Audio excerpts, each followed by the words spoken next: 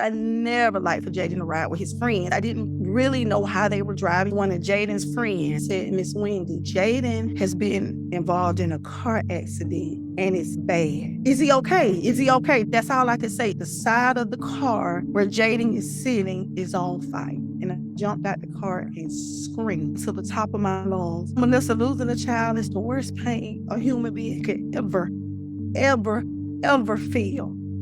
It's the worst pain.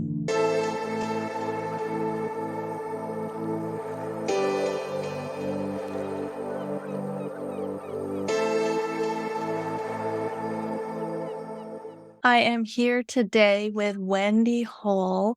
Wendy Hall has had a shared death experience with her son. Wendy, thank you so much for joining me. I'm so glad that you reached out and are willing to share your story. Okay, you're welcome. And thank you so much for responding and giving me the opportunity to share my experience. I said that this is going to be my last time doing it. This is probably like my third interview, but I did want to share it on your podcast. So thank you. Oh, likewise, thank you so much. So I guess we'll just get right into it. If you'd like to share whatever details are important to you leading up to the experience and then the experience itself. Okay. Okay.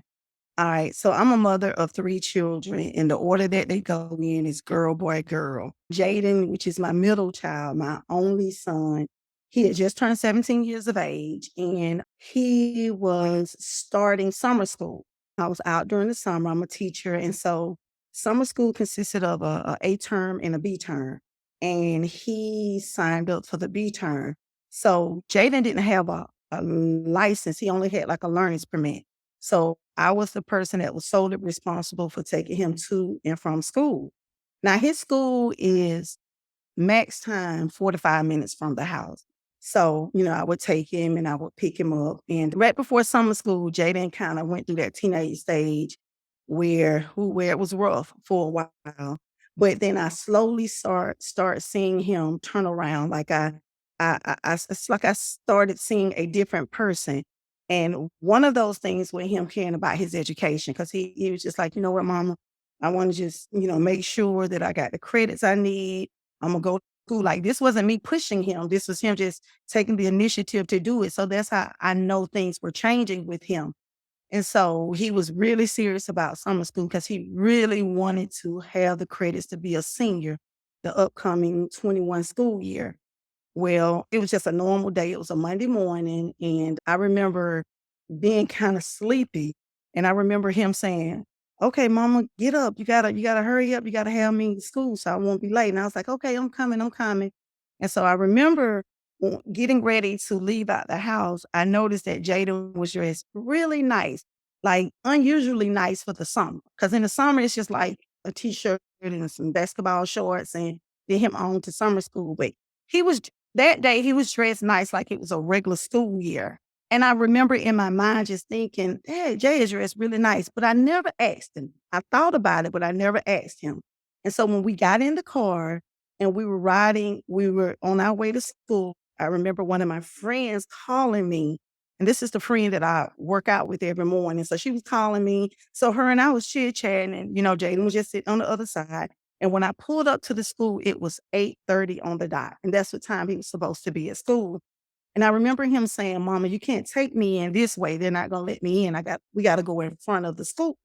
So I said, "Okay, okay." So I took him in front of the school, which is made like a circular drive. And I remember as I'm pulling in the circular drive, I saw some old colleagues that I hadn't seen in a long time. So I was so busy, like, hey, speaking to them and everything. Before I knew it, Jay had got out the car. I didn't say goodbye to him. He didn't say goodbye to me. I was talking and he was trying to rush to get in the building because he didn't want a late pass.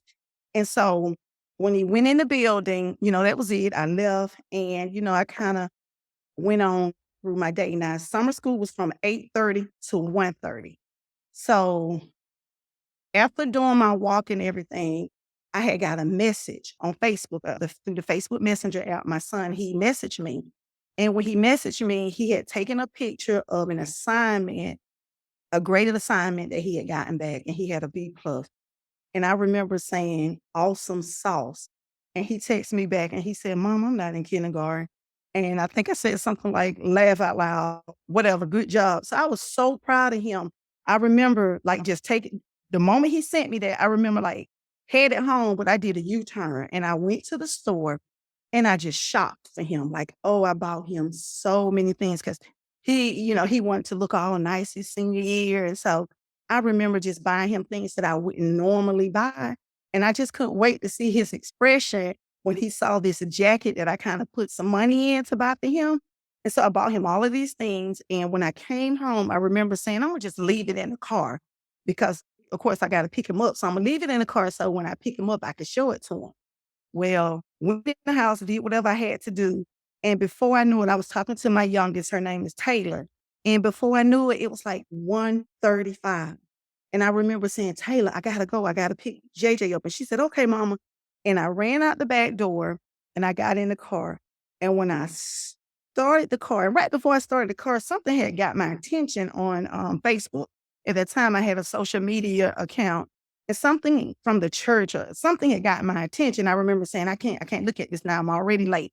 So the moment I started the car, I got a ding from Facebook and it was Jaden. He said his exact words were, "Got a ride." And I just took a deep breath because I never liked for Jaden to ride with his friends. They were boys. I didn't really know how they were driving. I would always say, "Hey, y'all ride safely." But I could never put my eyes on it. Of course, he'll tell me, "Yeah, we're driving safely." But I just was always paranoid when it came to that because I lost my nephew a year and a half earlier to some young boys drag racing. And so I was always paranoid when it came to that. So when he said that, I said, well, okay. I said, well, I'm gonna just sit in the car. Because remember, it's only like 4 minutes away from the house. So I'm gonna sit in the car and just wait for him to come. I can't tell you how many minutes I sat there, but then my phone started ringing. It was one of Jaden's friends, and he was calling me through the Facebook Messenger and when I saw his face, of course, I didn't think nothing of it. I just thought he was gonna say, "Hey, Miss Wendy, Jaden is riding with me, or we're going to the basketball court." I thought he was gonna say something like that. Well, when I answered the phone, he said, "Miss Wendy," he said, "Jaden has been involved in a car accident and it's bad." And I said, "Is he okay? Is he okay?" That's all I could say. "Is he okay? Is he okay?" He said, "Miss Wendy, the car has crashed." And he said, "The side of the car where Jaden is sitting is on fire." And I just remember screaming. And I took the car and I put it in reverse. Now, where I was going, I don't know, because, he didn't tell me where they were. But I put the car in reverse and I'm driving out of the driveway. And before I can leave out of my driveway, every piece of strength that I had in my body left me. And I put the car in park and I jumped out the car and screamed. I was just screaming to the top of my lungs. And as I was screaming, my daughter came out the back door and she looked around to where I was and she said, "Mama, no." Those were her exact words. And I said, "Taylor," they said, "JJ was in a car accident." They said, "The car's on fire and it's bad." And I remember my daughter began to scream, and I remember calling I just remember calling my nephew, and I remember calling his father, my ex-husband. I remember calling him, and my ex-husband, they were like, "We're on our way, we're on our way." I didn't give them no direction. They just said, "We're on our way." But while we're in the yard screaming, my ex-husband called me maybe a couple minutes later, and he said, "Wendy, whatever you do, please don't come up here." He said, "Don't come up here." And I knew then that it was worse than bad. I dropped the phone and I started from the side of my house, running and screaming, all the way to the back of my house. I remember running in circles in the back of my house. And then I came up on the left side of the house, which brought me to the front of the house. Well, my daughter Taylor was already in the front of the house and she was on the phone with our pastor and different people. And I remember as I came to the front of the house, I can't, I really don't have a real reference point. I can't tell you exactly when it happened, but I knew all of a sudden I got an urge to sit down. And when I sat down, I remember I felt something on me and it didn't feel right to the human body. And I tried to think a million times, how can I describe this feeling? But I can't. It wasn't like a stinging feeling, it wasn't a pinching feeling, but it felt uncomfortable to the body because I remember trying to get out of it. I was moving, like I said, I remember saying, Taylor, something is on me. And it was like I was trying to crawl out of that feeling. But I only did this a couple times until I couldn't do it anymore. I was eventually encompassed in what was on me. And it brought the feeling of peace. Peace is the only word that I can think of. But it wasn't a earthly peace because I couldn't function in it. I couldn't, I mean, I was like still, like almost like lifeless. And I remember just sitting in that peace. And all of a sudden, Taylor was screaming, and it kind of brought me out of it, kind of brought me out of the state that I was in. And I said, Taylor, come and sit down. It's a peace all over me. And I said, don't cry. I remember patting her on the back. I said, Taylor, don't cry. Don't cry. And so she said, okay, mama. So as we were sitting there, I was just quiet and I remember patting her. That feeling that was all over me, it ascended. It went straight up. And I turned to Taylor and I said, Taylor, Jaden's gone. And she began to scream. She said, Mama, don't you say that. Where's your faith? Mama, please, what are you saying? Now I was in so much peace. I couldn't react the way she was reacting. I just said, okay. I said, okay. And so I just was kind of sitting there. Well, a couple minutes passed. My sister-in-law pulled up. My sister-in-law said when she pulled up, she said she's sitting in the car, she's looking at me. She said it's like I had an aura around me. And she said I had so much peace.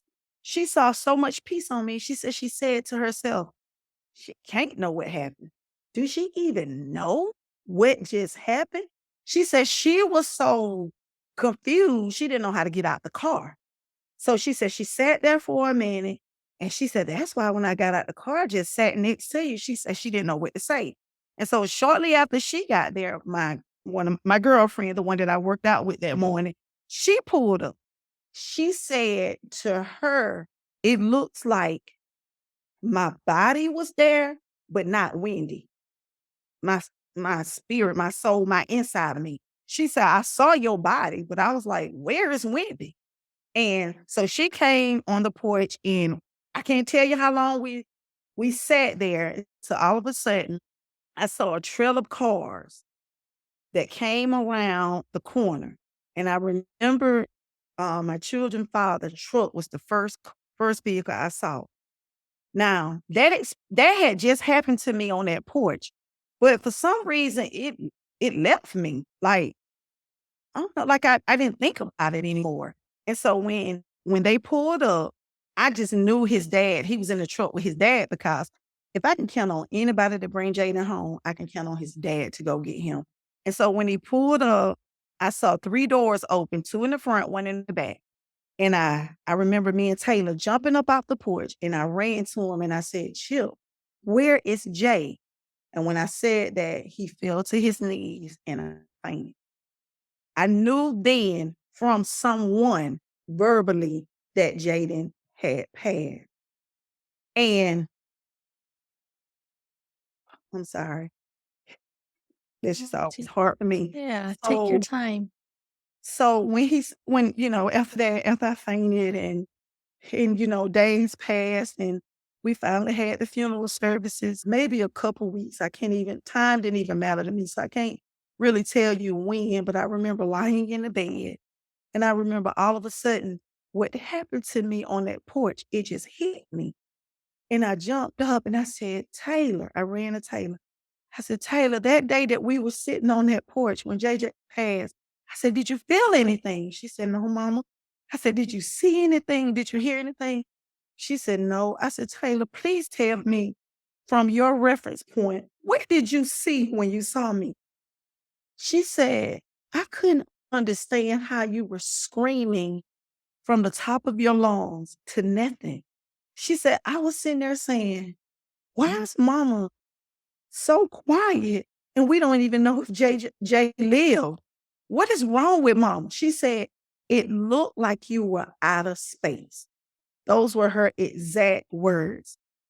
And for the longest, I knew something had happened to me on that porch. But I also knew that I couldn't ask anybody. And I needed some kind of validation. I needed somebody to tell me in their own words what they thought happened. Well, the two people that I thought I can ask, that didn't work. One of them saying something like, it was the Holy Spirit, and I know it was not the Holy Spirit. And somebody said something about my higher self or something like that. And I was like, no. So I couldn't ask anybody like that I knew personally. And I remember watching a podcast and I saw a guy named Jacob Cooper. And he was talking about his pre-birth experiences and his pre-birth experience. And he left his contact information. So I reached out to him and I asked him, could I please talk to him and share with him what happened to me?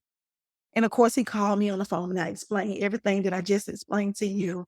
And he said, you had what you call a shared death experience.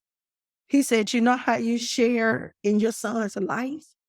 You also share in his death. And that was my first time like getting a name. I felt like, okay, I ain't crazy. I know something happened to me. I got a name. But even with that, I still needed to know, like, in somebody else's opinion, what they thought was going on during that time that I was encompassed in all of that peace. And so I reached out to Miss Peggy Robinson and I said, Miss Peggy, please tell me in your exact words, what do you think happened?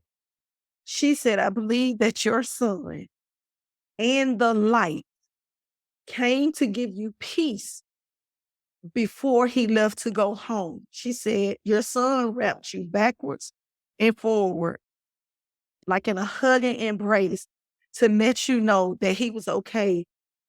And that was exactly what I knew that happened.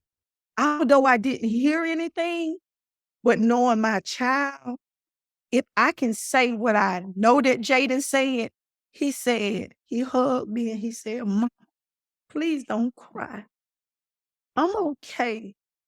Please don't cry. Because that peace took every piece of tear that I had in my eye. It took every voice. It took everything away from me. And I know I didn't hear that, but I know that exactly what my baby said. And I often tell people that that peace that I had, that's the peace that surpasses all understanding. That's not an earthly peace because I couldn't function in it. And what gets me sometimes is I always listen to people near death experience. And they always talk about that peace when they left their bodies. But I felt it while I was in my human body. And that just amazed me because they always talk about, well, they'll say love too, but I can't define. I felt peace. I didn't feel like peace and love, but I just felt peace. And so, that was my shared death experience. And I never thought about sharing it with anyone until someone told me that you need to share what happened to you. You may comfort a mother or mother or someone who's lost a child because Melissa, losing a child is the worst pain a human being could ever, ever, ever feel. It's the worst pain.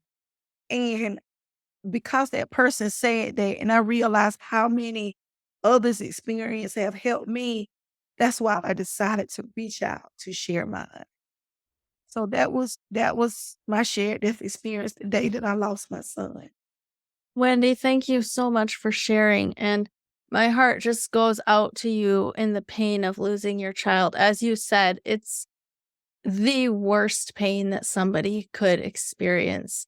And so I do want to thank you for putting it out there for other parents who may be going through something similar because, I mean, it has to be the hardest thing to keep telling the story.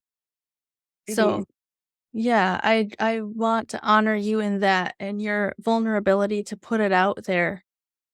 You had this beautiful experience with your son as he was passing and going home, but you still, I imagine, had to go through the grieving process.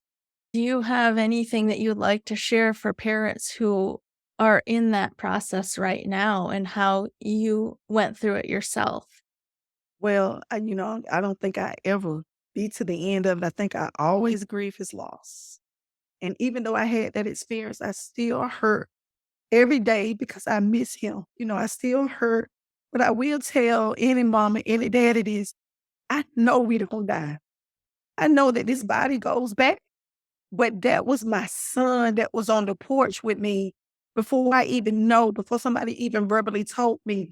Because when they were at the crash site, Jaden was on the porch with me. So find comfort in knowing that your baby just went home and that we too got to go home and that you will see him or her again. I know it hurt. I know your pain. I walk in it every day. Some days are better than others, but just know, I know can't nobody tell me anything differently. I know we don't die. I used to I used to say that because I was taught that, but now I know. Now I know. I've never been to the cemetery because I don't find comfort in going there, although, my daughters go and his friends go because I know Jaden human body is out there, but my son was alive and well, and he had a peace on him. Woo, I just it's almost explainable. I try my best to use whatever words I can use, but it's just it just assured me that we don't die.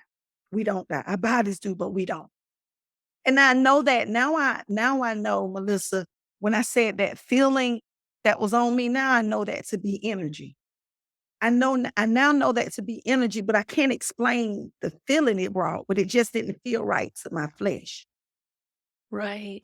Mhm. So I have a few questions, but I want to make sure that I don't ask anything that is disrespectful or Oh, diminishing it's to your fine. experience. So if there's anything that you don't want to answer, just tell me. Okay. Okay. But it's Uh, fine. Okay. okay. So have you felt that peace again since the experience, or have you had any experience with Jaden since then? I did have like a vivid dream that was like maybe I wanna say like 2 days after he passed. I dreamed that I was pulling up, you know what a drive-through movie theater look like? It has like Yeah. these big old screens. Well, I was driving through we drove up. Who was in the car with me? I don't remember, but I know it was somebody in the car with me. We drove up to like a screen, like we was in a drive-through movie, and I remember Jaden we had just took some professional pictures. In one of the pictures, he was sitting down on a chair. He had like one of his legs propped up. But I remember that picture was on the screen and it looked so real. It realer than the picture. And I was like, oh, that is nice. I remember saying that. And the moment I said that, he came out the picture and he pointed at me just like that. And I jumped up and I started screaming.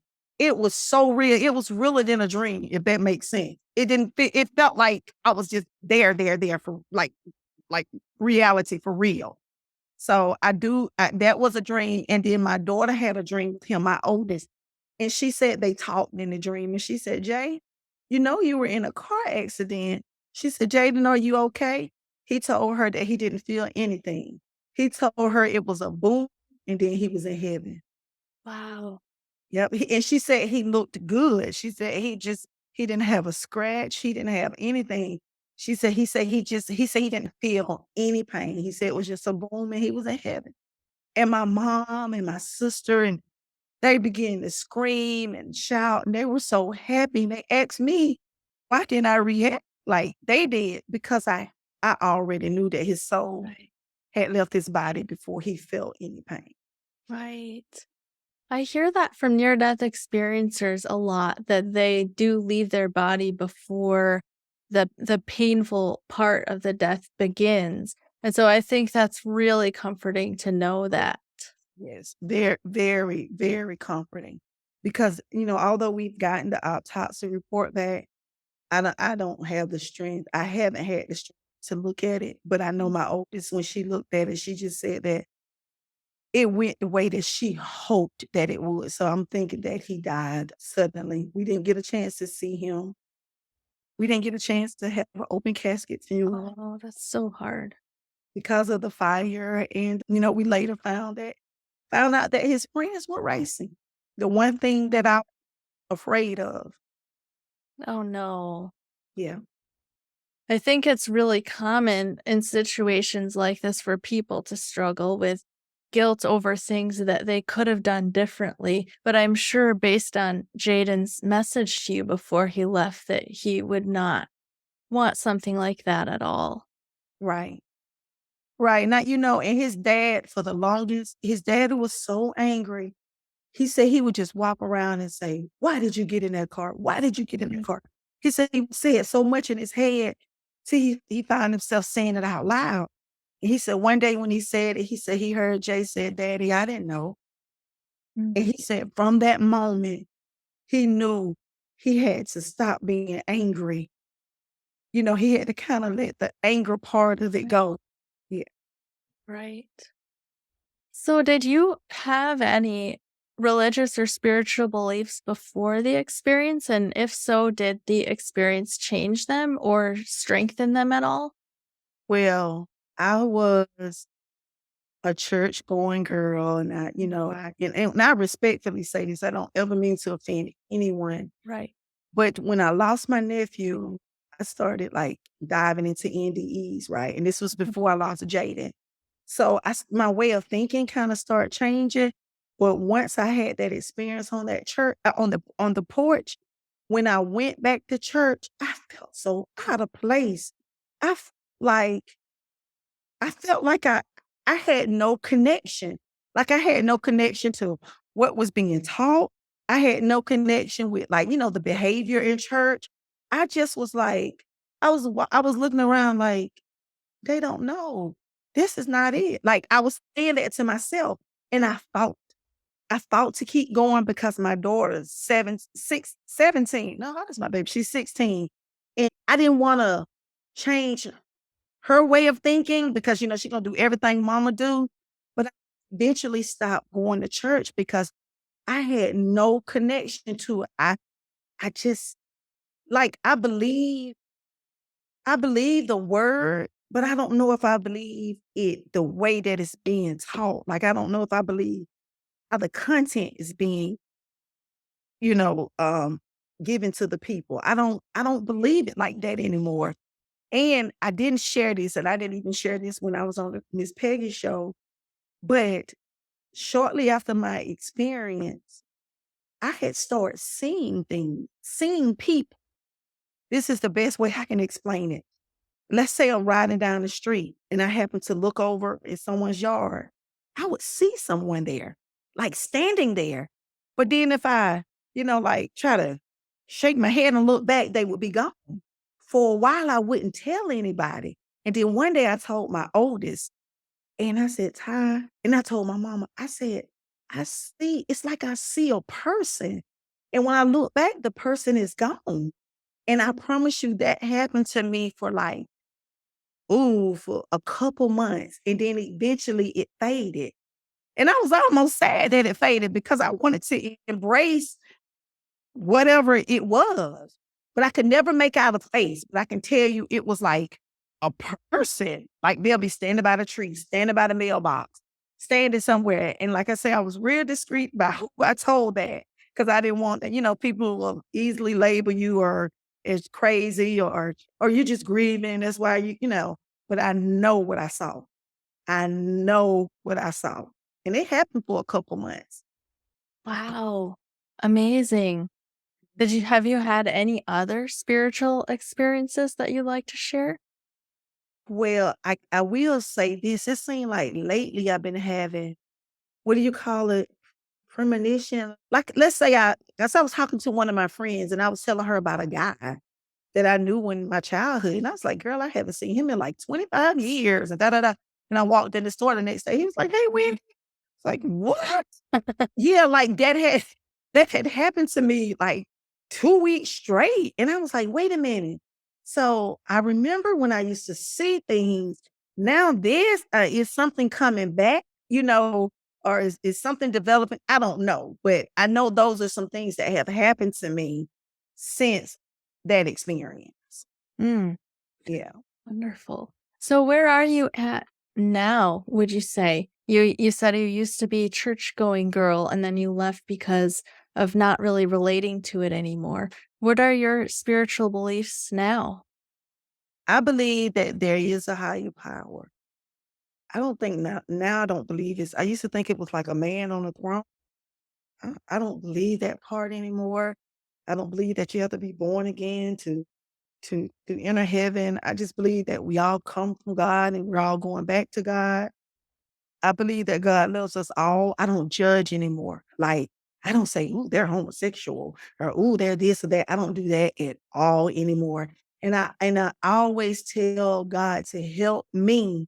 It's like I'm real conscious now of if I say something that may be judgmental or something, I easily say, "Okay, no, Wendy, don't do that," or, "I'm sorry," or, don't think like that." It's like, I don't know, I would just say, and then I can't sweat small stuff anymore. Like it kind of irritates me. Like when I see people fussing about nonsense and get upset about things, and I think like there are people that's dealing with grief, like real stuff. Like I deal with sadness every day. That stuff is minute. Like that is not even important. It's almost like I run from. It's like I run to happiness. Any kind of happiness I can get and peace, and it's like I've fallen in love with like my mama tell you, I always say things like, "Oh, I gotta go water my grass." It's like I care more about the flowers now. I don't know how to explain it, but it's like, I don't know, I guess I'm a more loving, no non-judgmental, trying to be as happy as I can type of person because I already have so much sadness. I don't have any room for any more of that. Do you think that this experience, has changed how you parent your other 2 children at all? Yeah, I think so. I think so. I don't think that, and my oldest often say this too. My youngest said one day, "I got such a chill mama," and my oldest said, "Well, yeah, she's chilled after Jay passed." Think I was before then. I was just like a tough. It's like now I just be like, "Okay, sure, be careful." Mm, It's like I don't know. I still parent, but I don't know if I'm as strict and as tough as I was before. mm, Yeah. yeah. I can imagine that it would change your priorities and Yeah, and I don't talk to people on the phone now when my kids are in the car with me. mm, I make sure that I use that time to talk to them. Cause that morning taking Jay to school, I was on the phone with my coworker, and him and I did not have a conversation. And so I make sure that I have time to listen and talk to them. that's beautiful. So on that note, one more question. We talked about your advice for parents who are struggling with the loss of a child. Do you have any advice for parents who do still have living children as how to make the most of that time with them? It's really hard. I'm gonna be honest with you. It's really hard because it's almost like now you're living with sadness and happiness mixed together. And so like you try to like when my daughter turned 16, she was like, "So mama, what are we doing for my 16th birthday?" I hadn't thought about her birthday. I hadn't done none of that. I was just, I always think about my baby. I always just sad. And then I thought about it. When Jay turned 16, we threw him a 16th birthday party. So I said, "You know what? I'm gonna get up." And I said, "God, give me the strength to try to make sure Taylor has a great birthday party." It's hard. It ain't no magic word that I can say because it's like, no one child replaces another child, or it's not that you can put this to the side so you can focus on that because you carry your sadness everywhere you go. You can take a trip to Hawaii, you just on the beach with a sad heart. Mm, But I just try to be present and I try to fight for them. Because when Jaden first passed, I didn't want to live. I did not want to live. And I remember my oldest saying, "Mama, please don't leave us." She said, "Mama, please fight. We need you." And that gave me the strength every day to not try to fall into depression and to try to just, push every day. So I wish I knew some magic word to say, but just press every day, even when it's hard, just press. And some days you can't press. You just gotta scream and holler and cry. That's just a part of it because we're human. We're human, we in this body, we got all these emotions, and we know we miss our children. I never expect that one of my kids was gonna go before me. I always had a plan like, "Hey, when I die, I want you to do this, and I used to always tell my girls to take care of my boy because I always felt like he was gonna be the last one to kinda get it together, not ever knowing that he was gonna leave us first. So I just tell you to just try to have the memories because death can't take memories away. Just try to remember the good times and just try to press because it is, Melissa, it is so hard. It is so I'm saying hard, but that's not even the word because it's nothing you can do about it. You gotta live in the grief. You gotta continue life feeling like that. Mm. I want to thank you for being so real and vulnerable with your emotions because I think that's something that can be really lacking in our society, especially in religious circles where we tend to bypass our emotions and just get over the grief or sadness or whatever and be okay. And that's really so unhealthy, not to mention that it's not even possible to do that. And so it's so important to feel those emotions and for as long as you need to and as deeply as you need to. And of course, I'm not trying to speak from your experience and what you've been through grief that I can't even imagine. And so I just want to thank you again for putting it out there and for being willing to talk about this for people. Oh, absolutely. Absolutely. And I pray that it's something I said will help someone and just reassure you that your baby is at home, your baby is in heaven, and your baby's okay. And that, it's gonna be it's gonna be a beautiful reunion when we're back together again. Yeah. Yeah. Wendy, do you have any links that you would like me to share, or are you open to people reaching out to you online at all, or are you more of a private person? No, I don't mind. I have a private email address. I don't have any links, but I have a private email address and it's wrhall41@gmail.com. And so they can feel free to send me a message that way and I'll be sure to respond. Okay. Wendy, Mhm. thank you so much So, again for sharing your story.